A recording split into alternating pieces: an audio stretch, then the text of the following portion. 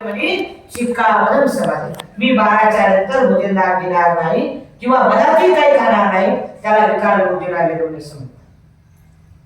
त्याच्यात नचनित वादी सुप्रदर्शन मला दंड विवेकन धारण मंडळ विमुसरी काना वेरवणी शिक्का बदल समाधी. नचनित वादी नाच गाणे तमाशे टीव्ही YouTube सिरियल हे मी उपस्थित वर्गाच्या दिवशी बघणार. काही लोक म्हणजे सिरियल नाही जमणार नाही. त्याच्यामध्ये रंगलेले तोंड रंगलेले काळा निळा पिवळा चेहरा आहे, त्याच्यात गाणं आहे, संगीत आहे, त्याच्यात तुम्ही डोलतात. म्हणून भगवान बुद्ध म्हणतात नचनित वादी काही सुप्रदर्शन मला दंड विवेकन धारण मंडळ विमुसरी काना वेरवणी शिक्का बदल समाधी. मी नाच गाणे तमाशे अशा इत्यादी यांना मी श्रवण करणार आहे किंवा त्याचं पालन करणार आहे. कधी करणार आहे? उपोषण व्रताच्या दिवशी. पण उपोषण व्रत पकडल्यानंतर तुम्ही कुठली टीव्ही चॅनल हिरो पिक्चर हे काही बघायचं नाही, तर उपोषण व्रताचं पालन करायचं, अन्यथा उपोषण व्रताचं पालन करू नका. नंतर आहे जात रूप परदिता पटिगणना वेरवणी शिक्का बदल समाधी. जात रूप परदिता, जात रूप परदिता म्हणजे काय?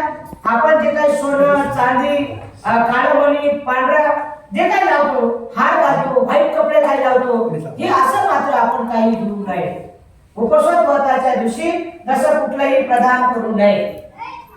मग फुलाचा गजरा असेल, सेंट असेल, स्प्रे असेल, जे काय असेल, म्हणजे त्याच्यात काय सांगितलं होतं? जात रूप परदिता पटिगणना वेरवणी. उपोषण व्रताच्या दिवशी पूर्ण व्हाईट घालायचं. मग व्हाईट पोत घालायची, व्हाईट अजिबात नाही.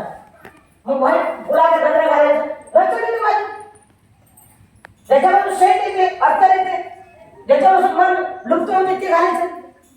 असं जर केलं तर तुम्ही वर्षवास कालखंडाचं पालन केलं असं म्हणण्यास काय हरकत नाही. आणि तसं उपासकाचं वर्षवास नाही तर तुमचा उपोषण होत आहे आणि त्याचं तुम्ही पालन करायचं. बरेचसे उपासक उपासिका म्हणतात वर्षवासमध्ये आम्ही कसं पालन करायचं, उपोषण व्रताचं पालन कसं करायचं. तर अशा पद्धतीने आपण उपोषण व्रताचं पालन करायचंय. आपल्या घरात सुद्धा बुद्ध आणि धम्मग्रंथ तुम्ही वाचू शकता किंवा ऑनलाईन सुद्धा भीमटेकडी परिसरामध्ये मिलिंद प्रश्न हा ग्रंथ चालू होणार आहे. त्याचबरोबर आठवड्याचे 2 दिवस अभिधम्म पीठक तुम्हाला शिकवल्या जाणार आहे आणि वर्षवास कालखंडामध्ये तुम्हाला 1 दिवस धम्मपद ऐकायला मिळणार आहे. हे सर्व गोष्टी आपण भीमटेकडी परिसरामधून या ठिकाणी करणार आहोत.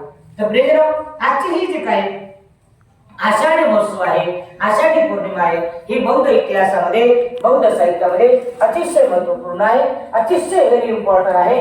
आणि या पौर्णिमेचं महत्व जाणून आपण सर्वांनी आपल्याकडे अनुकरण करायचं आहे, आचरण करायचं आहे, पालन करायचं आहे. हिला दुसऱ्या शब्दात गुरु पौर्णिमा म्हणतात. आपले या जगात किती गुरु आहेत? बाबासाहेब हा पहिला गुरु आहे. कोण आहे? बाबासाहेब पहिला गुरु आहे की त्या बाबासाहेबांनी आपल्याला बुद्ध दाखवला. म्हणून बाबासाहेब आपला पहिला गुरु आहे. दुसरा गुरु कोण आहे? बुद्ध आहे, म्हणजे भगवान बुद्ध आहे. धम्म आपण त्याच्यावर अनुकरण म्हणजे भगवान बुद्ध आपला गुरु आहे. तिसरा गुरु कोण आहे? आई वडील आहे.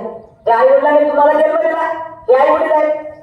चौथा गुरु कोण आहे? ज्यांनी तुम्हाला हे मार्गदर्शन केलं, बुद्ध दाखवला, बुद्धाची पुण्यकर्म करण्याची संधी मिळाली, धम्मश्रवण करण्याची संधी मिळाली, धर्माच्या मार्गाने जाण्याची संधी मिळाली. हे 4 गुरु आपल्या जीवनामध्ये महत्वाचे आणि म्हणून तिला म्हणतात गुरु पौर्णिमा. म्हणून काय म्हणतात? गुरु पौर्णिमा. आपण गुरुचं स्मरण केलं पाहिजे, गुरुचं अनुकरण केलं पाहिजे. आजच्याच गुरुच्या पौर्णिमेला काय झालं होतं माहिती आहे तुम्हाला? अंगुलीमाल, डाकू अंगुलीमाल, डाकू अंगुलीमालाचं उदाहरण माहिती आहे की डाकू अंगुलीमालाचं नाव अहिंसक आहे. अहिंसक राजाचा पुत्र होता. त्याने राजाचा पुत्र असताना त्याला गुरुकुलमध्ये शिकायला पाठवलं आणि आजच्या आषाढी पौर्णिमेला, आजच्या गुरु पौर्णिमेला गुरुने गुरुदक्षिणा मागितली. काय मागितली? 900 नयनी करंगळी मागितली. काय मागितल्या? 900 नयनी करंगळ्या मागितल्या.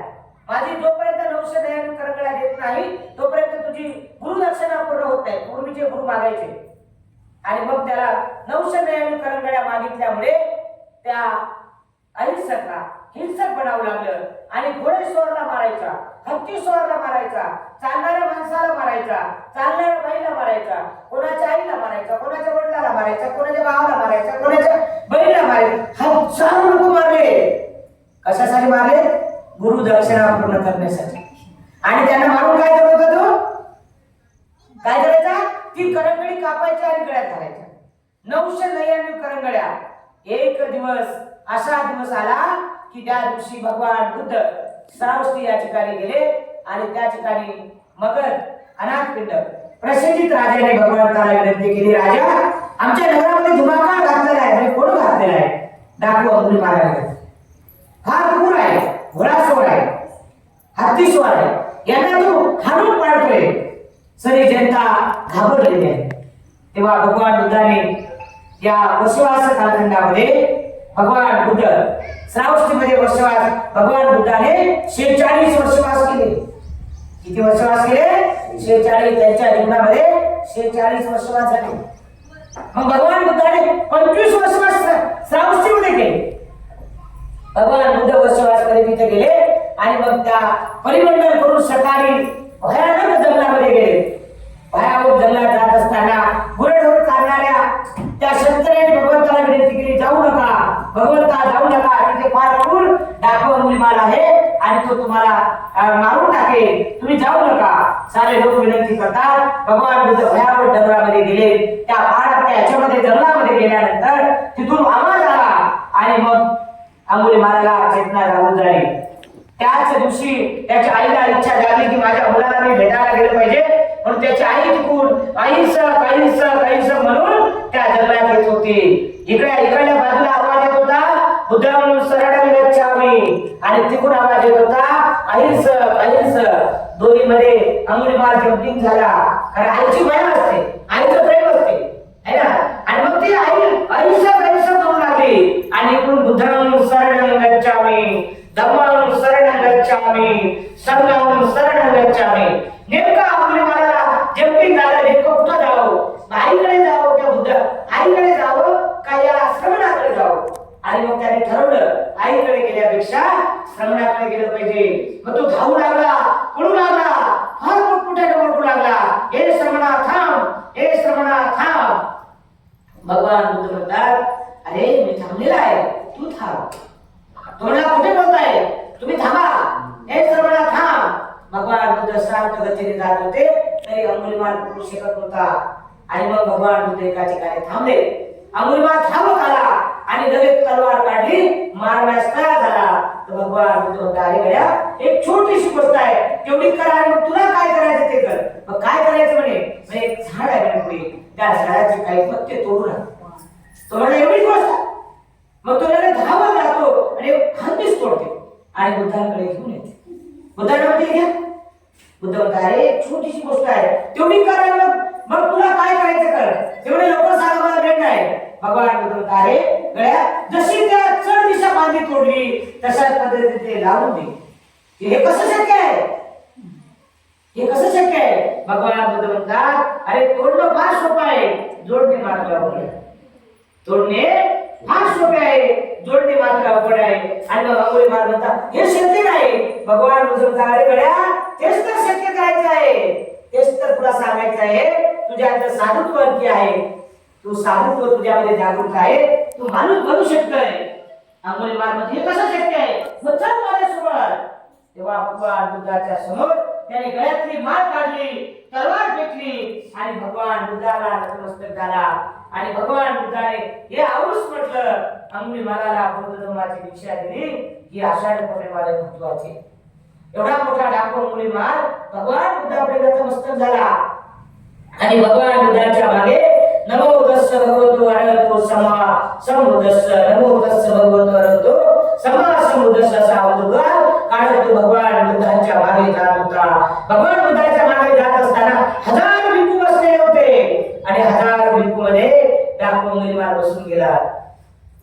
प्रसेनजित राजाने भगवान बुद्धाला विनंती केली होती, याचना केली होती, जर डाकू अंगुलीमाल जर संघात आला तर मी त्याला संघदान करेन, मी कठीण चिवरदान करेन. भगवंता, तुम्हाला जर नतमस्तक झाला, मी त्रिवार वंदन करेन, मी त्याला नमन करेन, मी त्याला कठीण चिवरदान करेन. आणि भगवान बुद्ध तिथे गेले. 1000 भिक्खू संघ उपस्थित होते, भिक्खुनी संघ उपस्थित होत्या. आणि त्यामध्ये भगवान बुद्ध प्रसेनजित राजाला म्हणतात, राजा, अरे अंगुलीमाला चिवरदान करायचं होतं, नमन करायचं होतं. अंगुलीमाल म्हटल्याबरोबर लोक वैरासाला पडू लागले, धावू लागले, घाबरले लोक. अंगुलीमाल कसा आला, अंगुलीमाल कसा आला? भगवान बुद्ध म्हणतात, आता तो अंगुलीमाल नाही, आता तो डाकू अंगुलीमाल नाही, आता तो भगवान बुद्धांचा शिष्य झाला. उभा हो. हजारो भिक्खूमध्ये डोक्याचं मुंडन केलेला, अंगावर पितवस्त्र घातलेला हजारो सगळ्यामध्ये अंगुलीमाल उभा झाला. सर्व लोक साधू साधू कार करू लागले. हजारो लोकांना दाखवून अंगुलीमालाने जीवन अंगावर परिधान केलं. म्हणजे भगवान बुद्धाच्या संघाला शरण गेला म्हणून प्रसिद्धीत राजा धावत गेला आणि त्याला वंदन करू लागला. प्रसिद्धीत राजा त्यांना वंदन करून त्याला जीवनदान केलं. सर्व जग त्याला साधू साधू कार करू लागला. आजही जगामध्ये